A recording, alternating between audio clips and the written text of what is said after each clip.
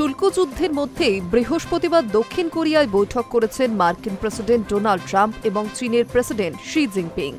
কিন্তু জিনপিংয়ের সঙ্গে সাক্ষাতের আগেই মার্কিন প্রতিরক্ষা দপ্তরকে পরমাণু অস্ত্র পরীক্ষা করার নির্দেশ দিয়েছেন ট্রাম্প।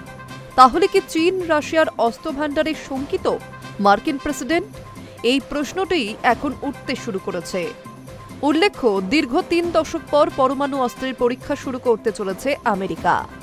বৃহস্পতিবার ট্রাম্প তার সমাজ মাধ্যম ট্রুথ সোশ্যালে লেখেন, অন্যান্য দেশগুলি ইতিমধ্যে পরমাণু অস্ত্রের পরীক্ষা শুরু করে দিয়েছে, তাই আমিও যুদ্ধ বিভাগকে আমাদের পারমাণবিক অস্ত্র পরীক্ষা শুরু করার নির্দেশ দিয়েছি। শীঘ্রই এই প্রক্রিয়াটি শুরু হবে। তার দাবি, একসময় এই ভয়াবহ মারণ অস্ত্রের ধ্বংসাত্মক শক্তির এগুলিকে ঘৃণা করতেন তিনি, কিন্তু তার কাছে এখন উপায় নেই বলেই দাবি করছেন মার্কিন প্রেসিডেন্ট। তার বক্তব্য, বর্তমানে পরমাণু অস্ত্রের শক্তির নিরিখে আমেরিকার পর দ্বিতীয় স্থানে রয়েছে রাশিয়া, তারপর রয়েছে চীন। ট্রাম্পের আশঙ্কা, আগামী 5 বছরের মধ্যে এই দুই দেশ আমেরিকার সামনে চলে আসতে পারে। ইতিমধ্যেই পরমাণু শক্তিচালিত ড্রোন পোসাইডনের সফল পরীক্ষা করেছে রাশিয়া।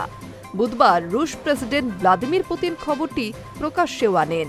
এখানেই শেষ নয়, 1 সপ্তাহ আগে আরও একটি পারমাণবিক ক্ষেপণাস্ত্র পরীক্ষা করেছে রাশিয়া, যার নাম বুরেভেস্টনিক। এটি 14,000 কিলোমিটার পাড়ি দিয়েছে বলেও জানায় মস্কোর প্রতিরক্ষা বিভাগ। বুরেভেস্টনিকের পরীক্ষার পর রাশিয়ার সমালোচনার মুখর হন ট্রাম্প।